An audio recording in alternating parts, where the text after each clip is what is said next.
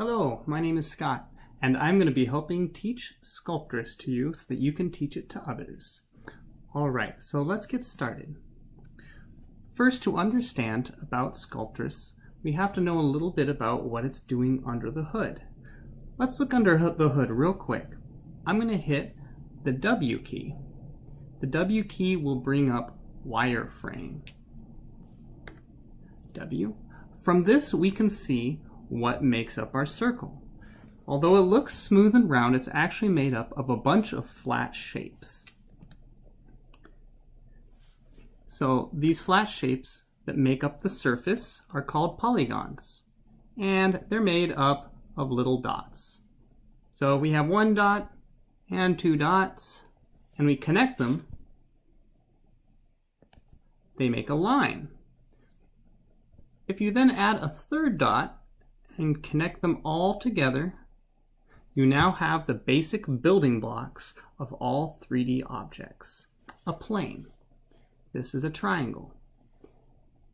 Most all 3D objects on the computer are created using triangles. So from here, this is what we would actually have as our 3D shape.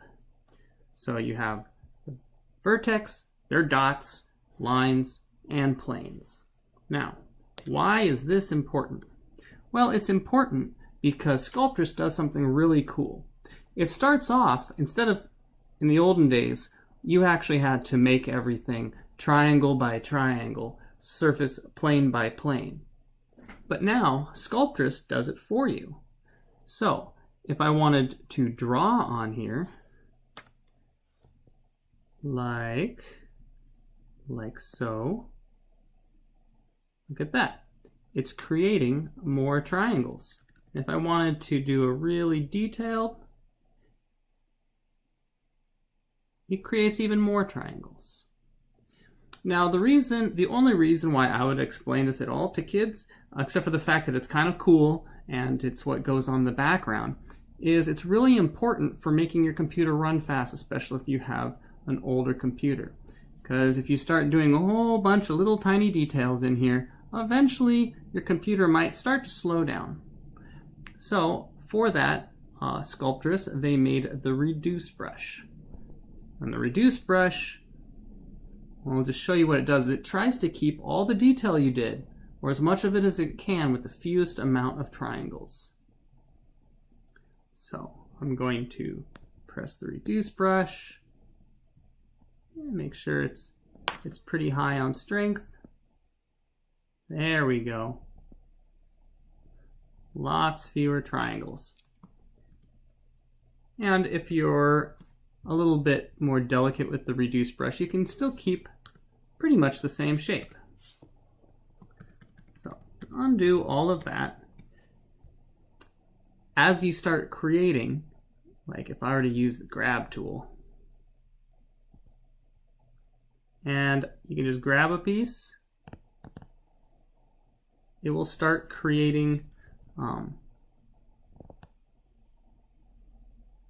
more triangles out.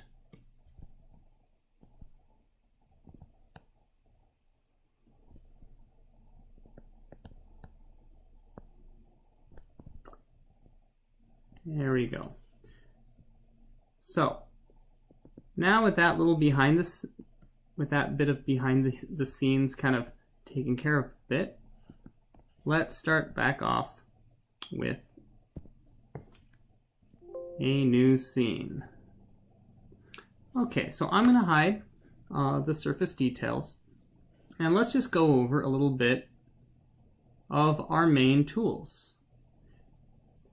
There are 9 of them, and they correspond. You can see crease has the E, rotate has the R, scale has the T,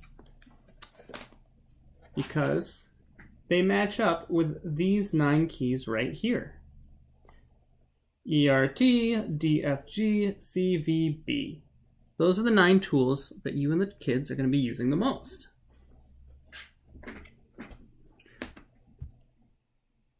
The rotate, scale, and grab are what's called transform tools. These are like high-level tools, and then all the rest of these are more surface effect tools. So let's take a look. We already looked at grab.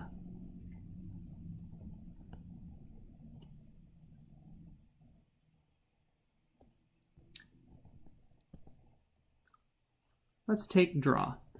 You'll notice that there's a line running down the middle of this. What that does is it shows where the symmetry is. That way you don't have to think about it as you're creating.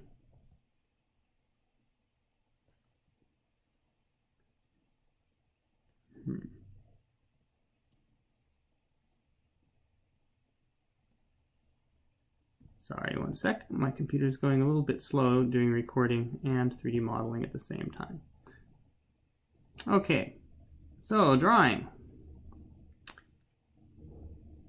As I draw, it is raising things up. You can think of it as you are adding clay.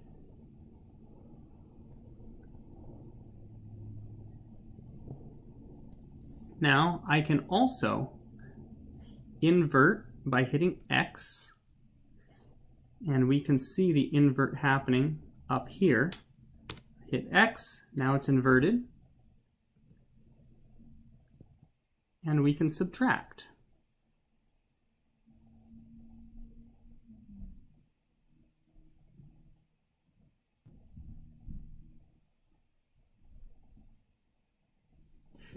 You can also do a quick invert simply by holding down the Alt tool while you paint.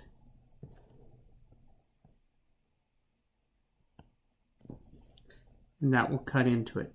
Alt does whatever is opposite of that tool. Now, let's talk a little about how to navigate around. Now that we actually have some detail, it's important to show a little bit of detail on the sphere before you tell people how to navigate it. So if I were to click anywhere on the corner or anywhere that is not the sphere, just click, I can rotate around my object. And as I start getting close to certain directions, you're going to see a word appear that lets me know that I'm getting close to a major face. So right now,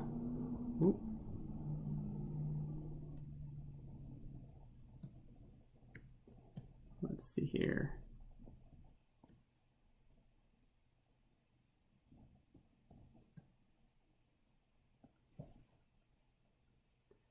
It says bottom at the bottom of the screen. So we know that we are working on the bottom of the image. Clay, the clay allows us to build up the surface a little bit more, but it also does a little bit of squishing. So you can think of it as you are having a tube of clay. It'll fill in gaps, like in this corner here. You see how it's filling in, like right in here. I'm going to put clay on, and it'll start filling in the gaps more than the underlying areas. Whereas if I turned clay off, whoa, it would fill things in evenly. It would add more to the surface of whatever's happening.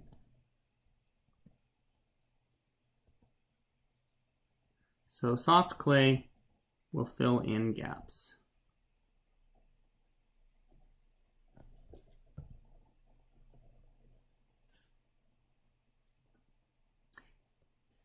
Flatten. Flatten will take surfaces and it likes to average things out. So if you want to make a plateau in your piece, you would use the flatten tool.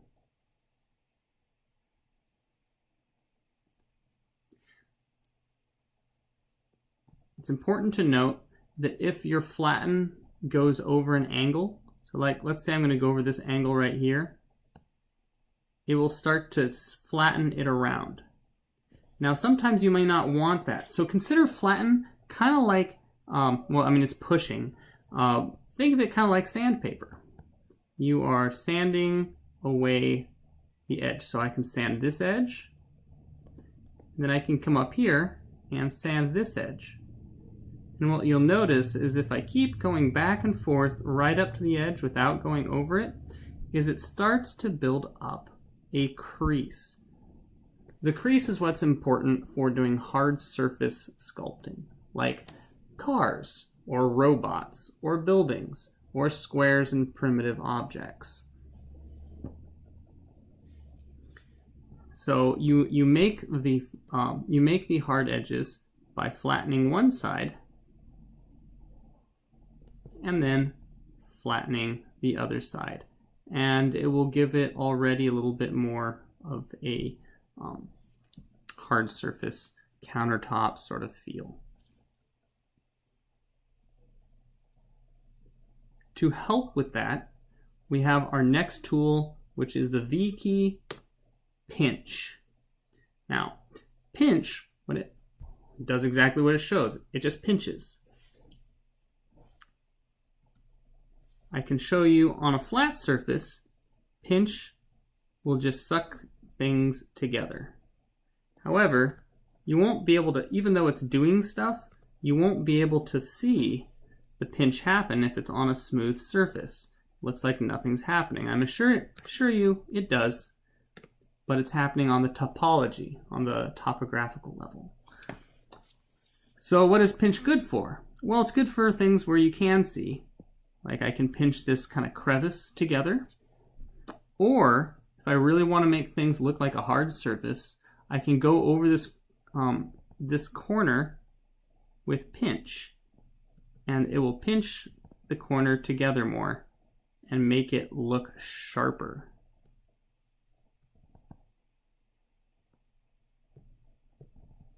Turn up the strength.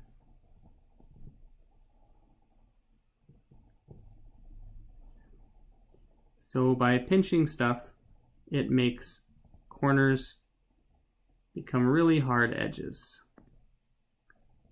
So I can go between flatten one side, get that all nice and flat, flatten the other side, get that all nice and flat, and then come in with the pinch tool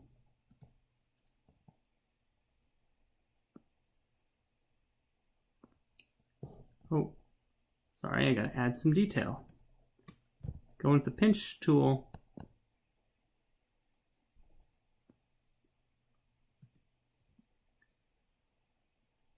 and make it sharper.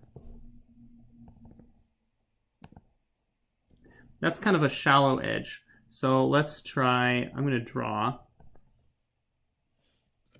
invert, I'm gonna draw a steeper edge here. Make it a little bit more, turn off clay. Really make it a steep edge. Okay, now we have close to a 90-degree angle. We go in and flatten. Flatten one side. Ooh. By the way, if you have invert and it's on flatten, you will have the problem of it'll actually make things less flat. So let's not do that. Forgot I had invert on.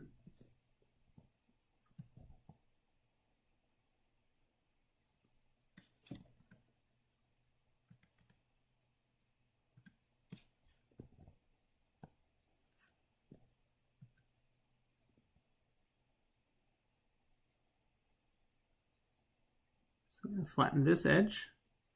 Now I'm going to flatten the bottom edge. And I'm going to flatten the top edge.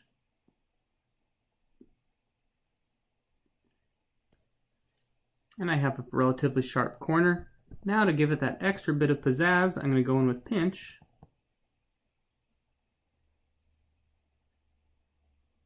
and I'm going to pinch that corner nice and sharp. Add detail. This is your detail slider. This gives your program permission to add more triangles. And I can pinch the bottom.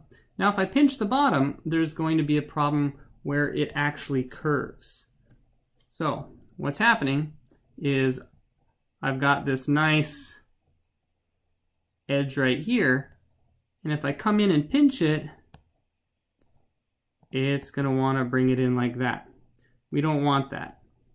Now it's okay to take an edge here and pinch it because it's going to do that. But you don't want to pinch it down here, otherwise it'll get rounded. We want to keep it nice and sharp. So for that, we have another tool, and that is called crease. For crease, we're going to go in here, and I'll just show you what it does. It's a combination of pinch and poking in. So it pokes in. So it pokes in like that, and then it pinches it. And it makes a nice little crease. This is really good for if you're modeling the face, like around the nose or the eyes or the corner of the mouth.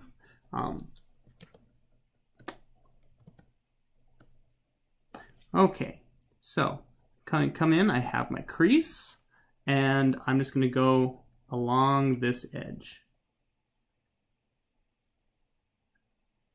I'm going to crease that corner. Let's see what's happening.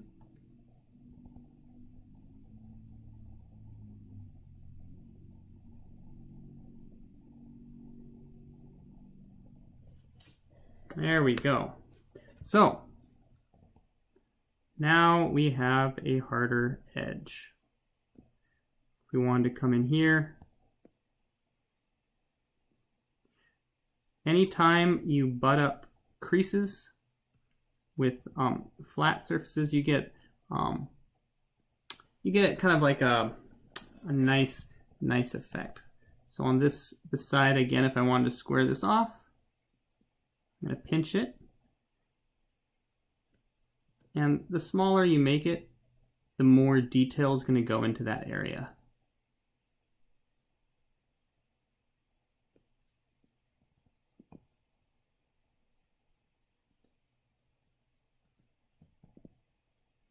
So by making my brush smaller and smaller, I'm getting that to look sharper. Okay, so now we have smooth. Now, cool thing about smooth is kind of always on. It's the B key, so we can go into the B key. And we're going to take this rough area here. I just don't like how rough it is right at this edge. And I'm going to smoothen it just to get out those divots. I'm going to smooth it on this side as well. Maybe I don't like how much I did this crease, or I want to fade the crease. There we go. That's the smooth key. It just relaxes stuff. Right here, there's some weird puckering. I don't like that puckering. So I'm going to smooth it just a bit. Puckering here. Hopefully that's not too hard to see, but I want a nice shiny surface. So I'm going to smoothen it. I also want a flat surface. Right now it's not quite even. So I'm going to get my flatten brush and I'm going to go to work on it. Always making sure that I don't accidentally take my sandpaper too much to the corners, because then that will kind of ruin it. If I make my flatten too big, like yeah, that started pushing in.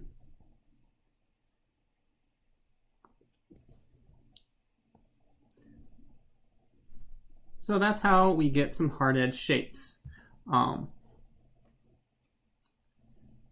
flatten, another cool thing. So I'm going to go in with my flatten and I'm going to hold Alt. Remember, Alt inverts. And I'm going to just paint on here. Let's do it with X because it's kind of acting a little bit funny. So now this is just taking whatever detail it sees and increasing it.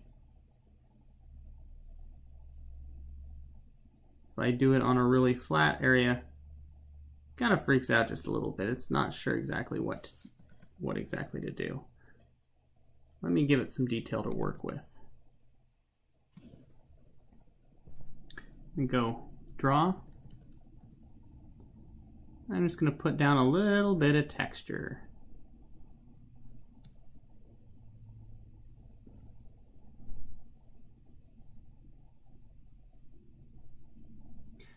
Your kids will like this because there's a lot of fun sort of things that you can do with it. So I'm just going through and I'm just drawing and kind of scribbling around until I get kind of this orange peel texture.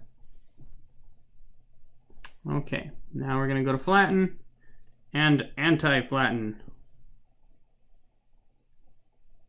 And this is going to really push and pull that detail.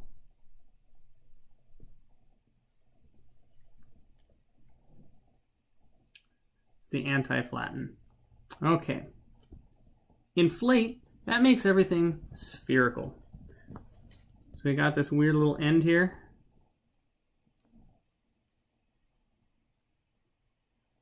Actually, you know what? I think I'm going to show you grab first.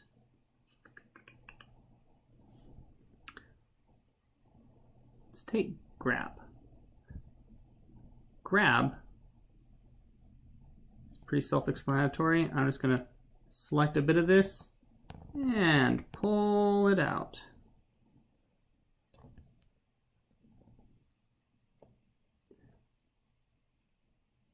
And then I can go through and grab it again and pull it out longer.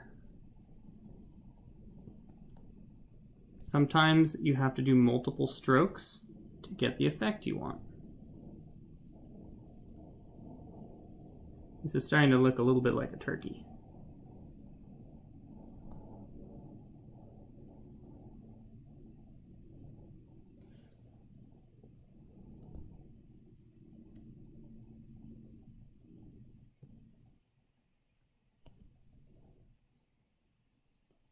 Whoa.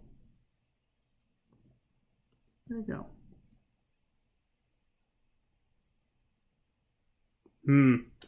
I appear to have lost it. Computer's running a little bit slow because it's recording, but I'll find that turkey and then we'll come back for round 2. Thank you very much.